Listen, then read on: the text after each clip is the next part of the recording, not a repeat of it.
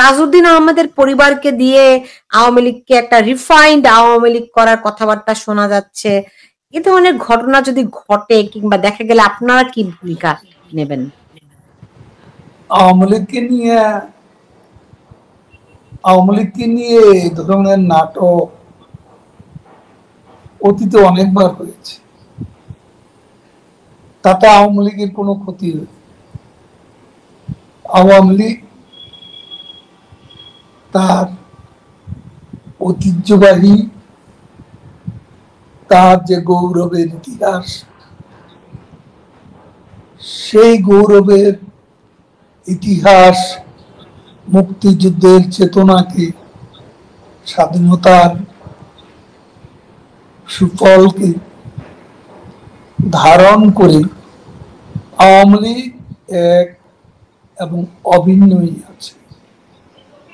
তাজউদ্দিন সাহেবের প্রসঙ্গ আনছেন। তাজউদ্দিন সাহেব জীবনের শেষ দিন পর্যন্ত আওয়ামী লীগ ছাড়েননি। তিনি আওয়ামী লীগ করেই আওয়ামী লীগের নেতা হিসেবে জেলের অভ্যন্তরে অন্য আরো 3 জন, সৈয়দ নজরুল ইসলাম তাজউদ্দিন, সৈয়দ নজরুল ইসলাম, মনসুর আলী সাহেব, কামরুজ্জামান সাহেব, তারা সব একসঙ্গে তাদেরকে খুন করা হয়েছে। তাজউদ্দিন সাহেবের ফ্যামিলি, সিমিন হোসেন নিমি আমাদের কেন্দ্রীয় নির্বাহী কমিটিতে আছে, প্রেসিডিয়ামের সদস্য। তো অন্য কেউ তো রাজনীতির ধারায় এটা তাদের কখনো দেখা যায়নি। তো এখন তারা তাদেরকে নিয়ে যদি কেউ খেলতে চায়, রাজনীতির এই খেলা,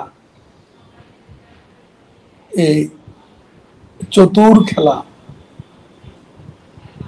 যেটা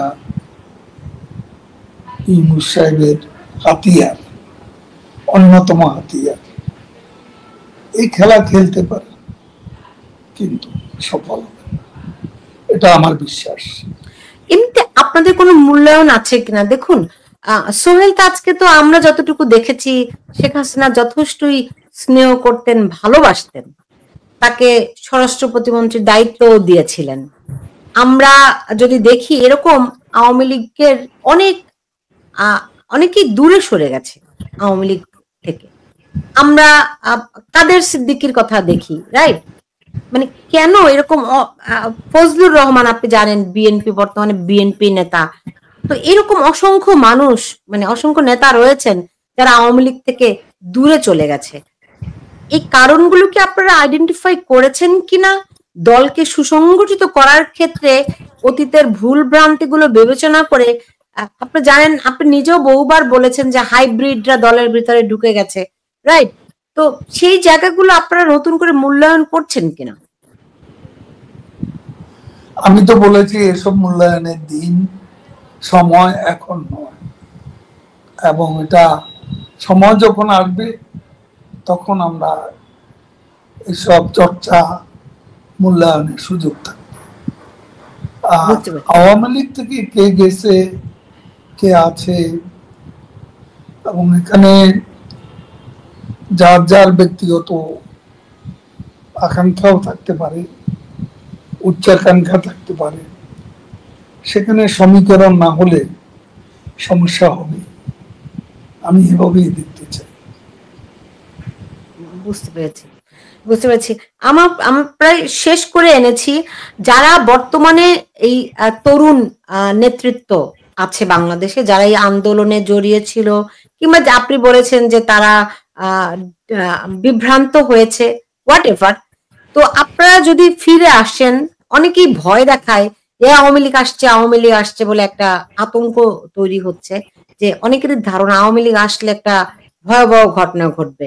সো যদি আপনারা ফিরে আসেন, এদের ক্ষেত্রে আপনারা কি করবেন, আপনাদের সিদ্ধান্ত কি হবে, বা ভূমিকাটা আপনারা কি নেবেন? এখন আওয়ামী লীগ ফিরে গেলে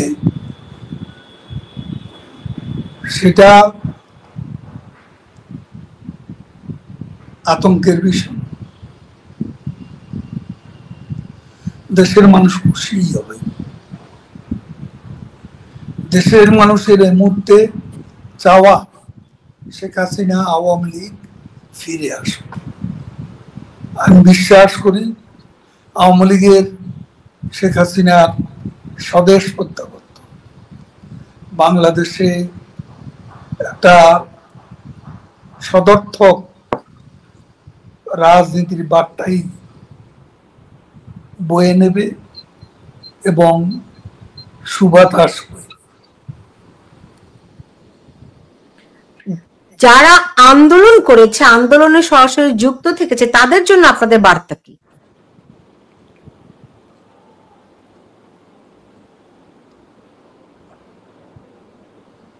তাদের সাথে আমাদের নিয়তই যোগাযোগ হচ্ছে এবং তারা তাদের অনেকেরই চোখে জল, বুকে আগুন, তাদের এই লড়াকু চেতনার সাথে আমরা একাত্ম এবং তাদের এই চেতনাই আওয়ামী লীগের সম্পদ। সেটাই আওয়ামী লীগকে আবারও বিজয়ের স্বর্ণদুয়ারে নিয়ে যাবে। এটাই আমার বার্তা। বুঝতে পেরেছি। আমি প্রায় শেষ, ধরেন আপনাকে ভিডিওতে দেখতে পাচ্ছি, এটা বিশেষ কিছু ইঙ্গিত দেয় কিনা?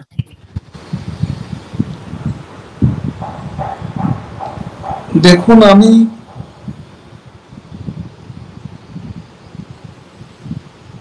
কিছুদিন আমার চেক আপ এবং ট্রিটমেন্টের জন্য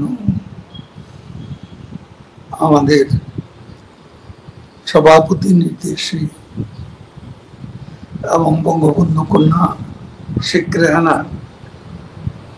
তারা দুজনে আমাকে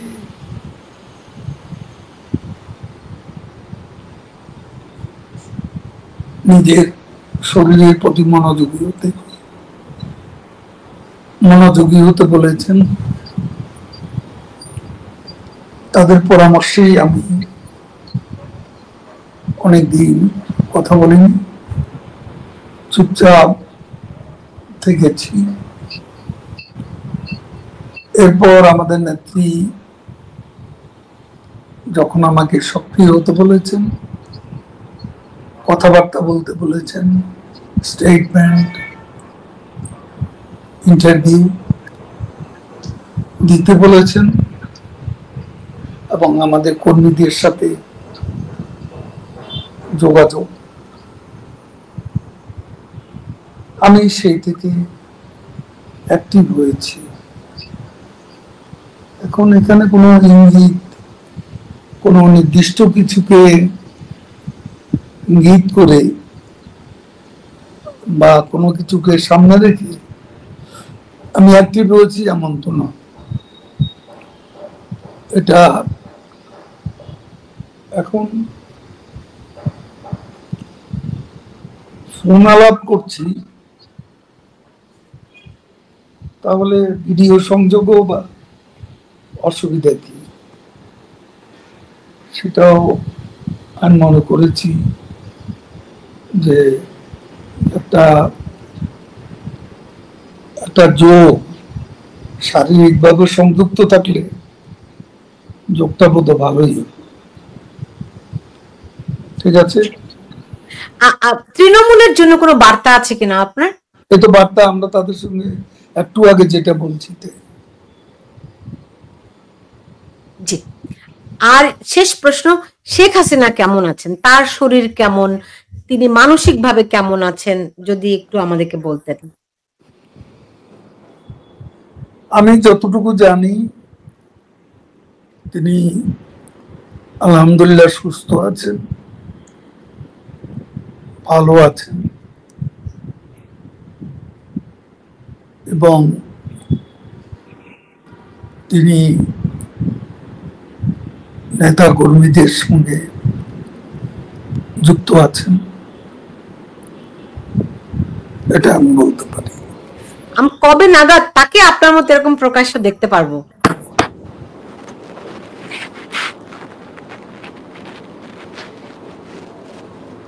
দিনক্ষণ বলতে পারবো না, তবে দেখতে তো পারবেনই সে সময় ইনশাল্লাহ। হয়তো খুব দূরের। কত কাছে কত দূরে? কাছেও হতে পারে, দূরেও হতে পারে। কত কাছে কত দূরে সেটা বলতে পারবো। বুঝতে পেরেছি। রাজনীতিতে তো শেষ কথা বলে কিছু নেইও। যাই হোক, আপনি আজকে আমাকে সময় দিয়েছেন, আপনাকে অনেক ধন্যবাদ জানাচ্ছি। ভবিষ্যতে আবারও আপনাকে এরকম আমার আমার অনুষ্ঠানে আপনাকে সংযুক্ত করতে পারবো সেই প্রত্যাশাও রাখছি। আপনি ভালো থাকুন। ধন্যবাদ। জি, আপনাকে অনেক ধন্যবাদ জানাচ্ছি। দর্শক, আমরা এতক্ষণ কথা বলছিলাম আওয়ামী লীগের সাধারণ সম্পাদক ওবায়দুল কাদেরের সঙ্গে। তিনি আমার সঙ্গে যুক্ত হয়েছিলেন। আপনারা যারা পরে যুক্ত হয়েছেন আমার সঙ্গে, নিশ্চয়ই প্রথম থেকে আবার দেখে নেবেন। আমি চেষ্টা করেছি আপনাদের যত রকম প্রশ্ন আছে সেগুলো করার। যদি কোনো প্রশ্ন বাদ পড়ে যায়, নিশ্চয়ই ভবিষ্যতে আবারও তাকে আমরা যুক্ত করতে পারবো। তখন সেই প্রশ্নগুলি আবারও করবো, আপনারা মনে করিয়ে দেবেন। কারণ প্রশ্ন করাটা যেমন জরুরি, তেমনি সবাইকে অ্যাকাউন্টেবল করাটাও, মানে জবাবদিহিতায় রাখাটাও খুব জরুরি। আমরা সেটি কতটুকু আমি করার চেষ্টা করছি। আপনারা আমাকে প্রশ্ন দিয়ে বিভিন্ন সময় সহযোগিতাও করেন। আমি অনেকের কাছে প্রশ্ন চেয়েছি, আপনারা দিয়েছেন। আমি সর্বোচ্চ চেষ্টাটুকু করেছি। নিশ্চয়ই ভবিষ্যতে এই চেষ্টা অব্যাহত থাকবে। ক্ষমতাকে প্রশ্ন আপনারাও করুন, এবং যারা পেশাগত দায়িত্বে আছেন তাদেরও করা জরুরি। কারণ প্রশ্ন না করলে, জবাবদিহিতা না থাকলে আসলে গণতন্ত্র বিঘ্নিত হয়ে যায়। সবাই ভালো থাকুন।